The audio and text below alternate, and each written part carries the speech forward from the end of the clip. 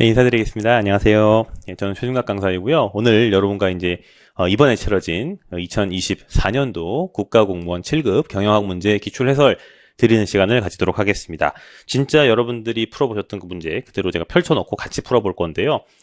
제가 어떻게 푸는지 한번 보시기도 하고 또 건질 수 있는 문제, 또 과감히 좀 시간 낭비가 될 것 같다, 제껴야 될 문제 이런 것들을 좀 가려내는 훈련을 할 수 있도록 여러분들이 준비하시면 좋을 것 같습니다. 일단 간단하게 총평을 좀 먼저 드리면은 기출 문제의 그 분야별 비율은 지금 보시는 것과 같습니다. 매니지먼트가 인사 조직 전략 이 분야를 합쳐서 전체 문제 한 절반 정도가 출제가 되었어요. 그래서 통상적으로 또 이 부분이 어렵지도 않게 출제가 되었습니다. 그래서 거의 많은 수험생분들은 편하게 이 부분을 좀 공부하실 수 있으셨을 것 같고요. 푸실 수 있으셨을 것 같고, 마케팅 문제에서 조금 말장난 같은 문제들이 조금 있습니다만 그래도 대세를 뒤집을 것 같은 충격적인 문제 이런 건 없었어요. 생산관리도 마찬가지고요. 근데 재무회계 분야에서 조금 한 문제 정도가 어려웠던 것 같습니다. 그래서 제가 봤을 때는 문제를 푸셨을 때 한 문제에서 두 문제 정도는 몰라서 틀렸을 가능성이 있고, 그 제 강의를 기준으로 말씀을 드리면은 대부분의 선생님들은 아마 거의 한두 개 빼고는 다 맞추실 수 있도록 공부를 하셨지 않았을까, 이런 생각이 좀 드는데, 다만 시간이 관건이죠. 그래서 좀 빠르게 풀어야 되는데, 제가 직접 시간을 잡고 풀어봤더니 저 같은 경우는 계산 문제를 빼고는 한 10분 안 걸려서 다 끝났어요. 한 7, 8분 만에 다 푼 것 같고, 계산 문제까지 합쳐서 한 13분 정도 이제 걸렸던 것 같습니다. 그렇게 풀었고, 실제로 제가 풀어봤더니 한 개 틀렸거든요. 그래서 어떤 문제 틀렸는지도 좀 더 설명을 드리도록 하겠습니다. 자, 먼저 1번부터 시작하죠. 포터의 밸류 체인 중 본 원적 활동으로 옳지 않은 것. 그럼 지원 활동을 묻는 거잖아요. 우리 지원 활동은 가장 선지로 많이 언급되는 게 인적 자원 관리랑 연구개발, 기술개발이라고 했죠. 그럼 인적 자원 관리나 연구개발, 기술개발이 있느냐를 봤더니 있네. 그죠? 정답은 2번으로 처리하시면 되는 그런 문제입니다. 2번.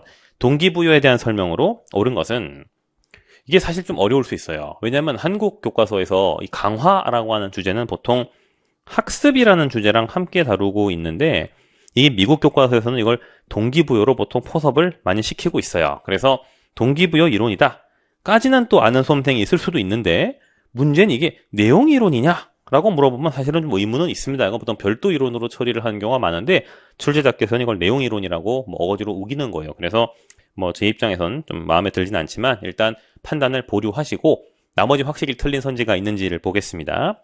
2번. 맥클랜드는 욕구 단계설의 상위 욕구에 초점을 맞춰서 성취 욕구 맞죠? 권력 욕구 맞죠? 인정 욕구는 아니고 이게 친교 욕구라고 되어 있죠. 친교라고 해야 되는 거니까 2번은 틀렸고요. 3번. 버나드의 공정성 이론이 아니라 아담스의 공정성 이론이니까 3번도 틀렸고요. 지금 문제가 맞는 걸 고르라고 했으니까 4번이 만약 틀리면 1번이 맞는 선지가 되는 거고요. 4번이 맞으면 1번은 틀린 선지로 처리를 하시면 되겠습니다. 4번. 동기부여를 위한 가장 기초적인 수단은 경제적 보상이다. 그렇죠. 동기부여는 경제적 보상으로, 우리 매슬로우 5단계 욕구에서도 가장 기본적인 욕구가 경제적, 생리적 욕구라고 되어 있지 않습니까? 그 생리적 욕구의 핵심은 돈 벌자는 거잖아요. 그럼 경제적 보상이 가장 기초 욕구가 맞죠. 정답은 4번이 되고 1번도 틀린 선지로 처리를 하시면은 되겠습니다. 그래서 굳이 표현을 하자면 과정 이론에 해당된다고 보기 때문에 틀린 것으로 처리한다, 이렇게 이해하시면 될 것 같아요. 3번. 경제적 주문량 모델에 대한 설명으로 맞는 걸 고르라고 했습니다. 공식 알고 계시죠? 우리 E, O, Q는 루트 2 곱하기 연간 수요량 곱하기 단위당 주문 비용 나누기 단위당 재고 유지 비용, 이렇게 계산을 했던 거예요. 일단 동그라미 1번 재고 유지 비용을 최소화하는 주문 수량이다가 아니고, 여기 나오는 것처럼 주문 비용과 재고 유지 비용의 합계 토탈 코스트를 가장 줄여주는 주문 수량이라고 해야 되니까 1번은 틀렸고요. 2번. 연간 수요량이 일정한데 만약 주문 비용이 없다. 주문 비용이 없다는 것은 주문을 자주 해도 상관이 없다는 거니까 건 바이 건 매일매일 주문해도 상관이 없겠죠. 그럼 이때는 평균 주문량이 줄어든다 이런 말은 할 수 있겠지만 연평균 수요량에 수렴하진 않겠죠. 연평균 수요량만큼 한꺼번에 많이 주문해야 될 이유가 없잖아요. 그냥 건 바이 건, 그냥 매일매일 필요만큼만 주문하면 되겠죠. 주문 비용이 없으니까. 3번. 연간 수요량이 일정할 때 주문 수량이 증가하면 한 번에 많이 주문을 한대요.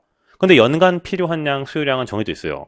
그럼 한 번에 많이 주문을 해. 그러면 주문의 빈도가 줄어들겠죠. 주문 빈도가 줄어들어서 연간 주문 비용이 감소하고 대신 주문 빈도가 준다는 건 한 번에 많이 주문한다는 거니까 재고 유지 비용은 증가한다가 되겠죠. 4번 연간 수요량이 증가하게 되면 우리 분자 항목이 증가하는 거니까 요금 증가하는 것이 맞아서 정답은 4번이 되겠습니다.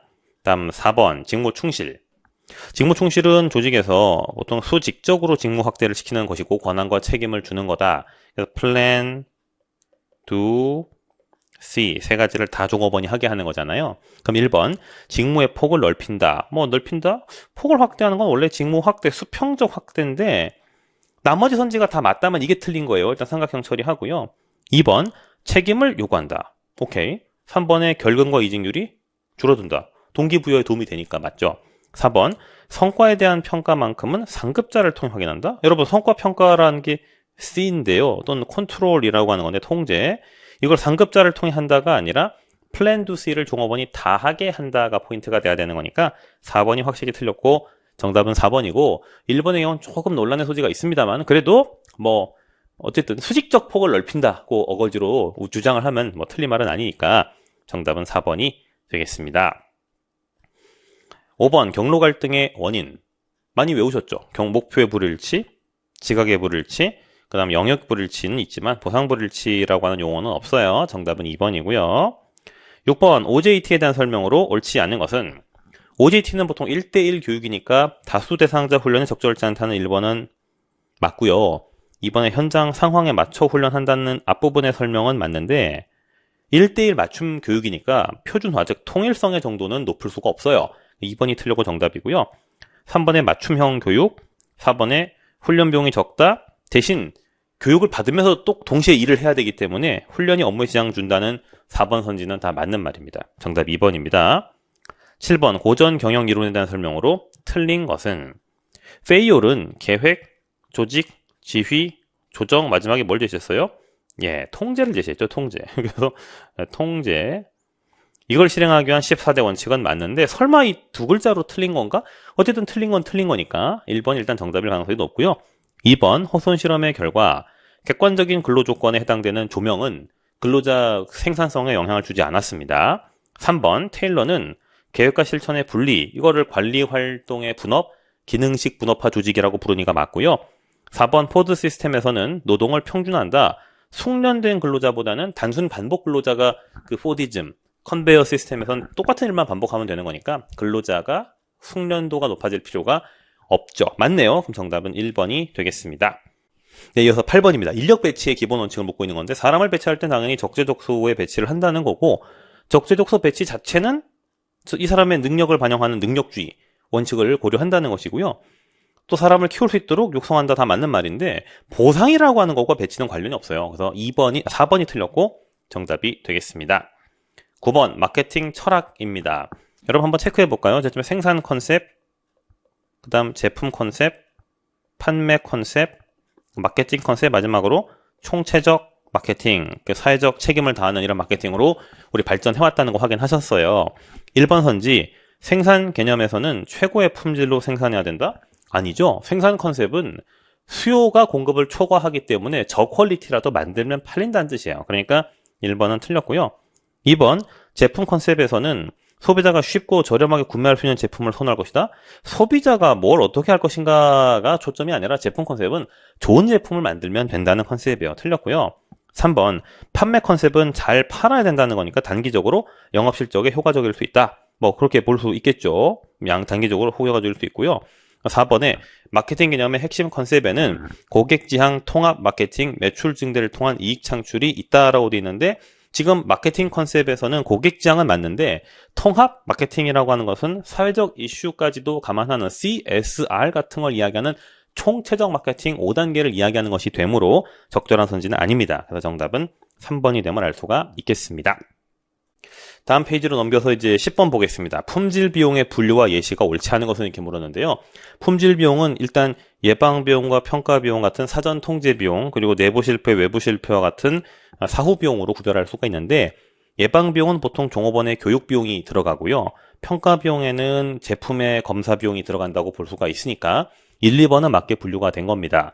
내부 실패는 고객한테 출고되기 전에 우리가 자체적으로 문제를 발견해서 폐기 처분하는 비용이니까 반품이나 클레임이 들어가면 안 돼요. 이거는 고객의 외부한테 딜리버 됐을 때 문제가 해결되는 문제 과정을 포함하는 거기 때문에 외부 실패에 집어넣어야 되는 거라서 틀린 것은 3번이 되겠습니다. 11번 가격 전략에 대한 설명으로 틀린 것은 1번 전략적 차원으로 이익이 희생되는 가격으로 책정할 수가 있다. 우리 로스 리더라고 하는 정책을 배운 적이 있죠. 유인용 손실 가격이라 그래서 마트 앞에 저렴한 물건 깔아놓는 경우는 손님을 꼬드길 용도로 그 제품은 손해를 보더라도 손님을 꼬시는 용도의 목적으로 가격을 낮게 책정할 수 있다고 했고요. 2번 확산 속도가 빠르다는 것은 대량으로 판매가 될 거라는 거니까 저가 정책 쓸 수 있죠. 3번 시장 규모가 크다면 고가 정책이 아니라 저가 정책을 써야 되는 거니까 3번이 틀렸고요. 4번에 점유율을 유지하기 위해서 가격 경쟁을 할 수가 있다. 맞는 말이 되겠죠. 일종의 프로모션 같은 걸 건다는 건데 틀린 것은 3번이 되겠습니다. 4번 수요 예측에 대한 설명으로 틀린 것은 잘 모르겠지만 계량 경제 모형이 뭔지 모르겠지만 하여튼 회귀 분석이 인과 모형이라는 거 우리가 알고 있으니까 삼각형으로 처리하고요. 이번에 지수평활법은 추세나 계절적 변동을 고려할 수가 있어요. 추세 조정 지수평활이라는 게 있긴 있거든요. 3번 델파이법이나 패널 동의법은 전문가 집단 의견을 정성적으로 예측한다. 맞네요. 4번에 예측기법을 선택할 때 예측할 대상의 특성은 고려하지 않아도 되지만 이건 저희한테 답을 주려고 교수님이 힌트를 준 것 같은데 당연히 예측 대상에 따라서 기법이 달라지겠죠. 전자제품의 수요 예측 기법이나 교육 컨텐츠의 예측 기법은 좀 달라야 되지 않겠습니까? 그러니까 대상의 특성은 고려해야 됩니다. 4번이 틀렸습니다. 자, 13번 문제는 회사법에 대한 문제인데요. 한 명 회사는 보통 우리가 무한책임 사원으로만 구성된 회사라고 우리가 인식을 하고 있죠. 근데 그 무한책임 사원은 무한정 책임을 지는 사람이긴 하지만 지분의 양도가 불가능한 건 아니에요. 가능합니다. 그래서 이건 회사법 규정을 알아야 맞출 수 있는 문제라서 정답은 3번이고 저는 이제 알고 있어서 이제 맞췄는데 여러분들 입장에서는 사실 약간 이런 문제는 틀릴 수밖에 없는 문제일 수도 있어요. 이런 것들은 체크해두고 어쩔 수 없는 문제라고 생각하시고 넘기시면 될 것 같고요. 다음은 14번입니다. 지수평활법으로 6월달에 수요 예측치를 구하라라고 했는데 일단 우리가 수요 예측치를 구하려면 F 6월달에 수요 예측치를 구하려면 전달인 F 5월달의 예측값과 알파 그리고 5월달의 실제값과 5월달의 예측값 이렇게 알아야 문제를 풀 수가 있는데 문제에서 지금 5월달에 실수요인 450은 주어져 있어요. 근데 5월달에 예측값인 F5가 없어요. 지금 문제에서. 그럼 우리가 5월달에 예측값을 구해야 되는 거예요. 그래서 F5를 구해보자 이거죠. F5는 F4, 4월달의 예측값 플러스 알파, 4월달의 실제값 빼기 4월달의 예측값 이렇게 구해야 되는 거 아닙니까? 그런데 지금 F4, 4월달의 예측값은 문제에서 줬어요. 450으로. 4월달의 실제값은 500으로 주어져 있죠. 그리고 평활상수 알파가 0.2라고 주어졌으니까 우리를 계산할 수 있게 만들어 준 거예요. 그럼 우리가 몇 회 걸 토대로 F5를 구하고 그 F5를 구한 걸 여기다 집어넣어서 F6을 구하면 되겠죠? 그러면 한번 계산을 해볼게요. 500에서 450을 빼면 50이고 50 곱하기 0.2는 10. 그러면 450에서 10을 더하니까 F5는 460이 되겠습니다. 그럼 F5가 460, 460이고 알파가 0.2니까 이걸 구할 수 있겠죠? 그럼 450 빼기 460 하면은 마이너스 10. 마이너스 10 곱하기 0.2는 마이너스 2. 그럼 460에서 2를 빼면 458이 정답이 됨을 알 수가 있겠습니다. 15번 강화 이론에 대한 설명 보겠습니다. 옳지 않은 것은 1번 강화 이론은 인간의 행동을 원인으로 간주하고 어떤 행동을 취하는 사람의 목표나 욕구의 원인이 무엇인지 주목하는 이론이다. 뭔 소리예요 이게 지금. 강화는요. 행동이 F 상이나 벌. 그러니까 상과 벌에 의해서 행동이 바뀐다는 이론이잖아요. 그러니까 행동이 결과인 거예요. 원인이 아니라 행동이 결과 변수가 돼야 되니까 1번이 틀렸고요. 2번에 이 행동이 도움이 되는 즉 바람직한 행동이라고 한다면 긍정 강화 또는 소극 강화 둘 다 쓸 수 있다고 말씀드렸죠. 둘 다 좋은 걸 주거나 나쁜 걸 없애주는 건 다 좋은 거니까. 3번에 불편한 자극을 주는 것을 벌, 보상을 처리하는 소거도 강화에 해당될 수 있다는 거니까 밑에 선지는 다 맞고요. 1번이 틀렸습니다. 16번 작업 일정 우선순위의 원칙에 대한 순서로 틀린 것을 묻고 있습니다. 뭐 좀 귀찮지만 하나씩 풀어봐야 돼요. 1번 선지 최소 가공 시간 우선 규칙은 최소 작업 시간부터 골라야 되는 거예요. 가장 작업 시간이 짧은 B를 먼저 처리를 하고 그 다음 작업 시간이 짧은 A, 5가 되겠죠. 그 다음 마지막 C로 간다는 거니까 1번은 맞네요. 2번의 긴급률은 이 작업 시간과 납기의 비율을 구해야 되는 거예요. 그래서 A의 긴급률은 5분의 13이 되니까 대략 2.x가 될 거고요. B의 긴급률은 2분의 8이니까 4. C의 긴급률은 6분의 9니까 대략 1.3 정도가 되나요? 뭐 이렇게 될 것 같아요. 그러면은 긴급률은 적은 것부터 해야 되거든요.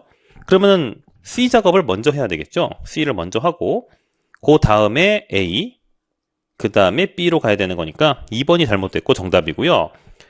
만약 긴급률을 모르면 나머지 선지를 보세요. 3번에 최소 여유시간 규칙이라고 되어 있는데 여유시간은 작업시간과 납기의 단순 차이예요. 그럼 A의 여유시간은 8, B의 여유시간은 6, C의 여유시간은 3이니까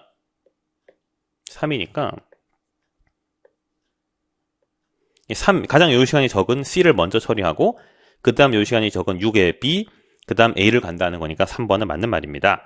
4번의 최근 납기 우선 규칙은 납기가 빠른 것부터 그냥 처리하는 거예요. 그럼 납기가 빠른 거니까 C를 먼저 B를 먼저 처리하고 이게 8일이고 C가 9, A가 13이니까 맞는 거죠. 맞는 거고요. 틀린 것은 2번인데 요거는 수험생분들에 따라서 요 법칙을 잘 이해를 하지 않고 넘어갔다면 틀렸을 가능성도 있습니다. 그래서 잘 보시고 이번 기회에 이 부분 다시 복습을 한다 생각하시면 좋을 것 같습니다. 17번 라이센싱을 통한 해외 진출이 적합한 산업. 라이센스는 브랜드를 빌려주는 산업이잖아요. 그러니까 기업명이나 상표가 유명한 서비스에 적용할 수 있겠죠. 만약에 이번처럼 기술을 보호하고 싶으면은 라이센스를 함부로 주면 안 돼요. 그럼 경쟁자가 기술을 유출시킬 우려가 있기 때문입니다. 관세 장벽의 정도가 적다면 이때는 무역 장벽의 정도가 적다는 건 직접 가서 그냥 팔면 되는 거니까 얘는 수출 방식으로 운영을 하면은 되는 거고요. 현지 상황에 따라 전략을 전환해야 될 필요가 있다면 아예 현지 적응할 수 있도록 현지 자회사, 그러니까 직접 투자 방식, Foreign Direct Investment, 해외 직접 투자를 하는 것이 가장 맞겠죠. 그래서 적절한 선지는 1번이 답이 됨을 알 수 있겠습니다. 다음 18번 SWOT 분석에 대한 설명으로 틀린 것은 조금 어려운 문제인데요. 우리가 Strength, Weakness, Opportunity, Threat을 가지고 비교를 해보는 겁니다. 선지 1번은 SO 전략이니까 우리가 잘하는 부분에서 잘하자는 거죠. 그러면은 라인을 늘려서 확장시키자. 뭐 오케이 맞고요. 2번 ST. 우리가 잘하는 분야지만 위기가 닥치고 있어요. 그러면 기존의 경쟁 시장에 더 깊숙이 들어가서 위기를 극복하기 위해서 더 열심히 해보자. 오케이 뭐 그럴 수 있겠죠. 3번 WO는 이거잖아요. 기회가 있지만 우리가 약한 부분이 있어요. 그러면 그 약점을 커버할 수 있도록 기회를 살려야 되겠죠. 그죠? 그래서 나오는 전략이다? 나온다고? 우리의 경쟁력이 미흡해 시장에서 나온다. 기회가 있는데 왜 나옵니까? 오퍼튜니티가 있으니까 기회를 가지고 약점을 커버할 수 있도록 어떻게든 돈을 벌어봐야지 철수해버리면 안 되죠. 3번이 틀렸고요.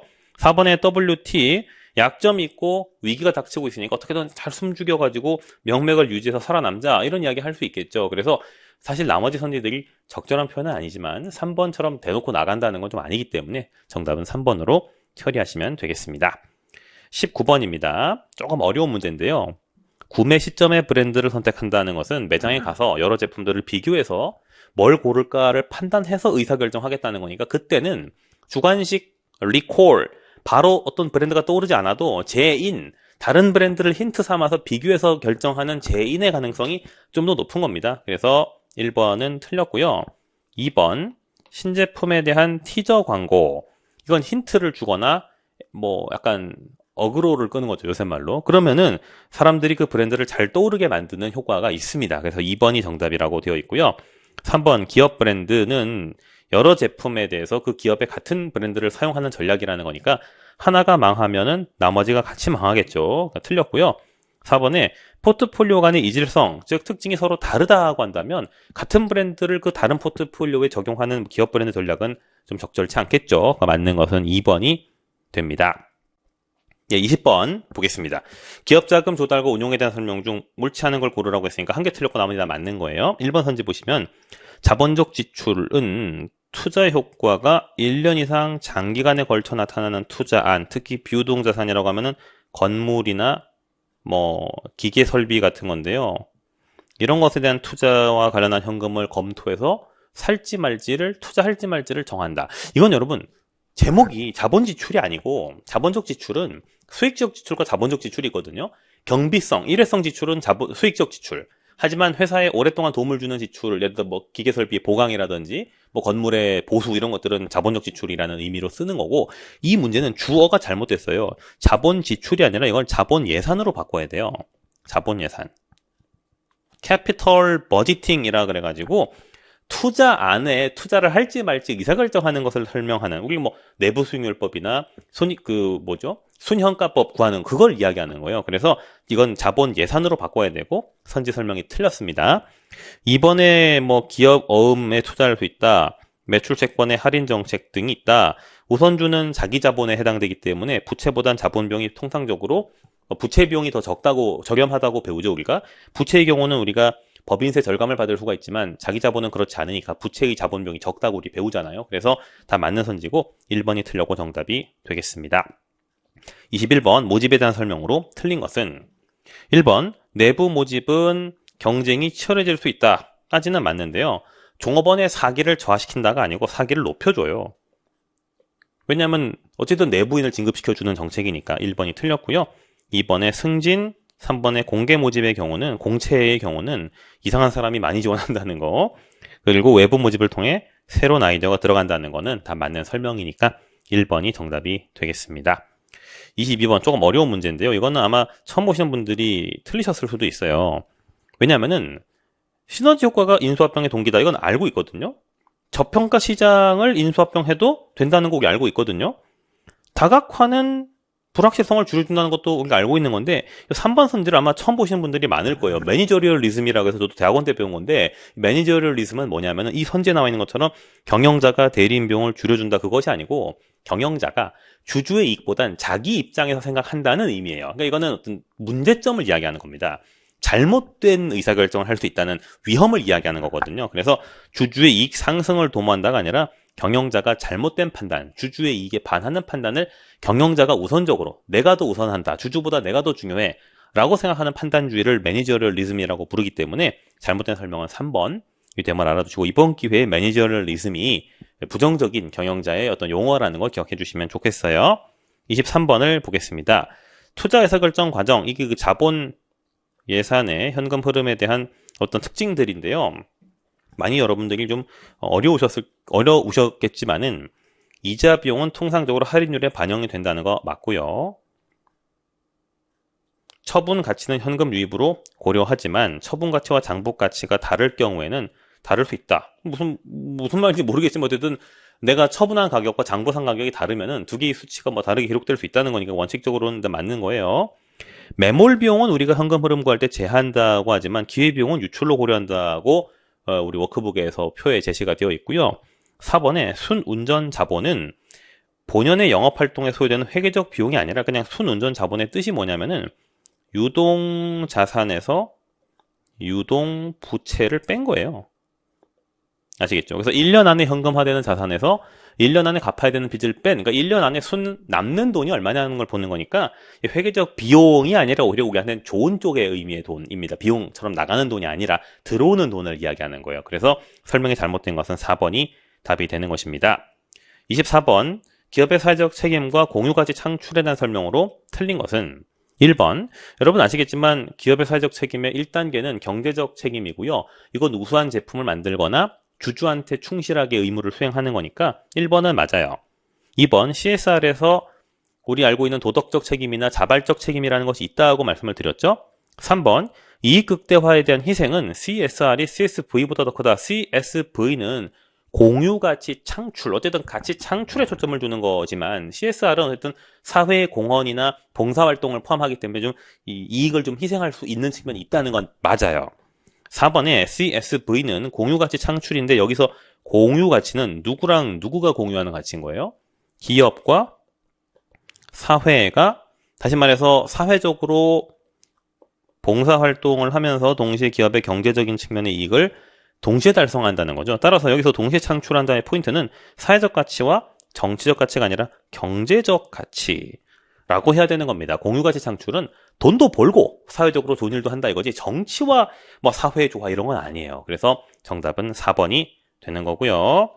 마지막 5번은 조금 어려운 문제인데 일단 알아두실 것은 뭐 자기자본 승수 이런 거 처음 보셨을 거고 토빈의 Q도 처음 보셨을 텐데 다 경제학에 나오는 용어인데 어쨌든 출제가 됐습니다.